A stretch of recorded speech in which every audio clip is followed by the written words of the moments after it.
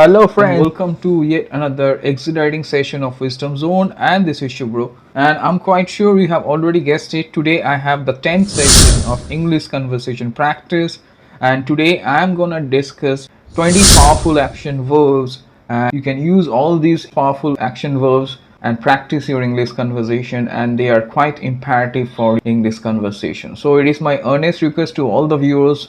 Please watch this video carefully till the end to learn all the 20 powerful action verbs. And if you haven't subscribed to this channel, please do not wait and immediately subscribe to Wisdom Zone and hit the bell icon to get the first notification. So without wasting any more time, let's get started. 3, 2, 1. So friends, welcome back once again to this captivating session on English conversation practice, and it is the 10th session, and in today's video I am going to discuss 20 powerful action verbs to help you speak confidently and proficiently. And I'm quite sure you have understood action verbs are quite imperative. So before I go ahead, let me inform all the viewers that I have provided the previous 9 links on English conversation practice in the description. So if you haven't checked previous videos, do not forget to check the previous 9 videos, and the links are given in the description. So without wasting any more time, let's get started with today's important discussion. So friends, at first I'm going to discuss what exactly is an action verb, as you see on your screen, because you must know what is an action verb. Before I go ahead and discuss all the 20 powerful action verbs, I'll give you a brief idea about an action verb. An action verb is a verb that expresses an action. So that means an action verb can express something that an individual, animal, or even an object can do. It expresses an action. Maybe the action is done by a particular individual or an animal or even an object. So whenever an action happens, we need action verb, right? So action verb expresses an action. It can be by an animal or object or an individual also. So let me give you some examples. As you see on your screen, there are 3 examples given: run, go, and throw. So let me show you. Let me use the first to run. I'm quite sure you understood. This is also an action. It talks about an action. So as you see the first example, David runs fast. Okay. So in this sentence, I'm talking about an action, that he runs fast. Understood? So that means he is involved in an action. So using this action verb, I'm trying to signify that he is involved in an action. Similarly, you see the second one, Sam goes out in the evening. So again, here goes is the action verb, and I'm talking about an action, that Sam goes out in the evening, and it talks about an action. So I'm quite sure it's crystal clear what exactly is the role of an action verb. So it expresses an action that is done by an individual or an animal or an object. Unlike the next type, as you see, I'm also going to talk about stative verbs. Stative verbs are just opposite. They don't express an action. So stative verbs express states of being or conditions. It just talks about some conditions or states of being, but it does not express an action. So that's the difference. Just opposite, you may say. It talks about a particular state of being or condition. They give more information. As you see the first one, rotten eggs smell horrible. So here the stative verb is smell. So it talks about a condition as kind of a state. That means rotten eggs smell bad. That means it is not an action. It is talking about some condition. Similarly, the second one, as you see, I wish to be a millionaire, right? So here the verb is wish. So I'm just trying to talk about my state, not talking about any action. I'm not defining action. So it's talking about a particular state or condition. So that's called a stative verb, and just the opposite. So I'm quite sure you have understood what's the difference between an action verb and a stative verb. So up next, we are going to dive into our main discussion, and I'm going to discuss 20 powerful action verbs, because action verbs are extremely important in English conversation, because whenever we speak, we have to describe actions, right? So that's why they are quite imperative. So I'm going to describe 20 most powerful action verbs, and you must know all these action verbs to speak confidently and fluently. So let's get started with the first one. The first one is on your screen, that is send. So as you see the example, Peter sends emails every day. Understood? Quite often we use this, and the past is sent. Obviously it's an irregular verb also, but it talks about an action, that's why it is an action verb. So the next one is vote. Again, very important action verb number 2. It means to express your choice or opinion. That when you express your choice or opinion, that is called to vote. It is also an action. So let me show you how to use it. Over 65% of people voted in the last election. So here again I'm changing, it's voted. So they're talking about action, they express their choice. So by this word vote, I'm trying to mean that they have expressed their choice or opinion through this process. So that's why I'm using voted, and it talks about an action. So up next we will see the third action verb, that is explore. Explore is to search a place, is to explore. Again, it is also an action, I'm quite sure you have understood, and it is very important action verb. As you see the example, the adventurers explored the hidden cave.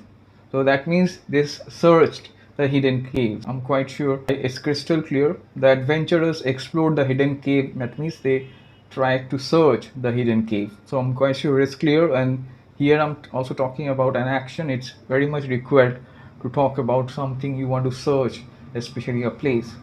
Up next we will see the fourth action verb, and the fourth powerful action verb is on your screen, that is ride.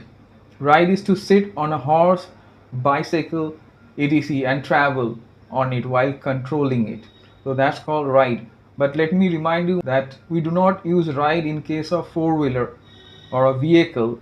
So we use drive. So that's the difference. In case of bicycle, in case of bike, we use ride, or any other animal also. So let me show you how to use it. I ride my bicycle every day. So again, it is also an action. I'm quite sure it's clear. The fifth powerful action verb is on your screen, that is nod. Nod is to move your head down and then up, and it can be several times, especially to show agreement or approval to something. When you are moving your head down and then up, especially to show your approval to something, that time we use this very important and powerful action verb nod. As you see the example, Ben nodded in agreement.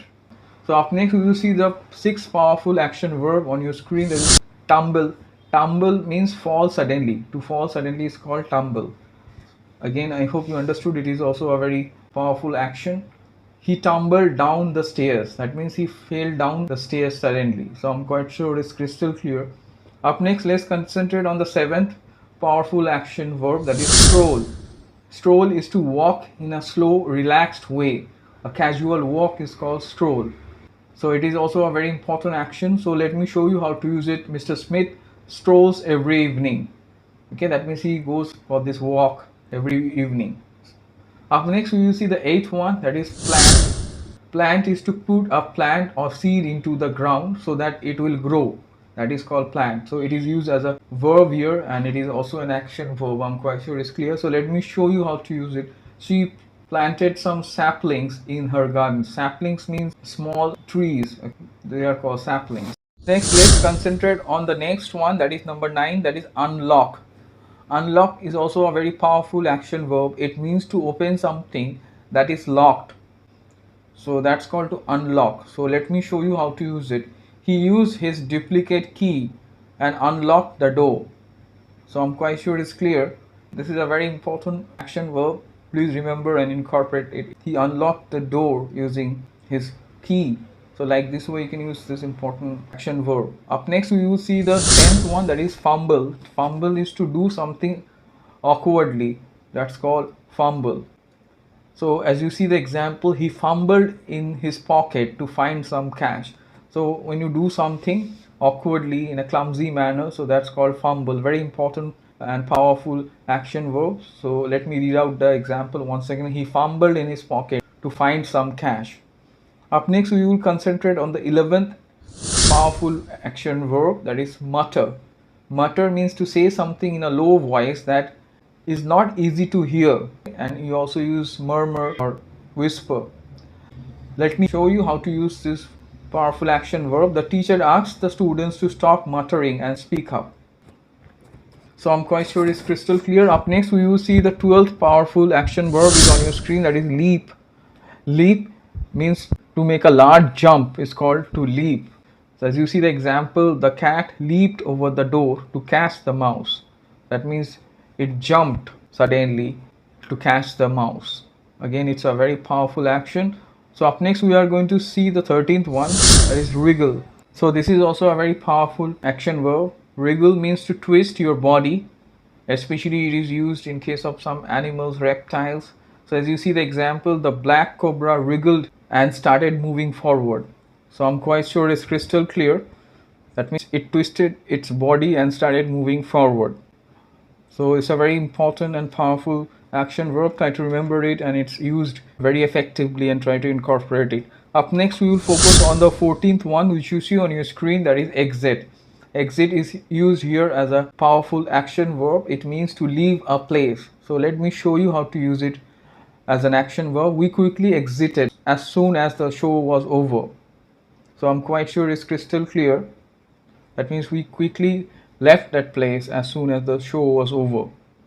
Up next we will focus on the 15th one, that is march. March means to walk somewhere quickly. Obviously in a very disciplined manner, when you walk somewhere, go somewhere for a purpose, that's called march. So as you see, the police officers marched into the building to catch the culprit. So I'm quite sure it's clear how you can use this powerful action verb marched, and the past is marched. So next one, number 16th one is on your screen, that is yell. Yell means to shout. So it is also a very important action verb. So let me show you how to use it. The angry teacher yelled at the notorious student. That means the angry teacher shouted at the notorious student. Up next we will focus on the 17th powerful action verb, that is grab. Grab means to hold something or someone suddenly. That is to grab by using your hand, obviously. As you see the example, the burglar grabbed my bag and ran away. That means he quickly held my bag and ran away. Okay.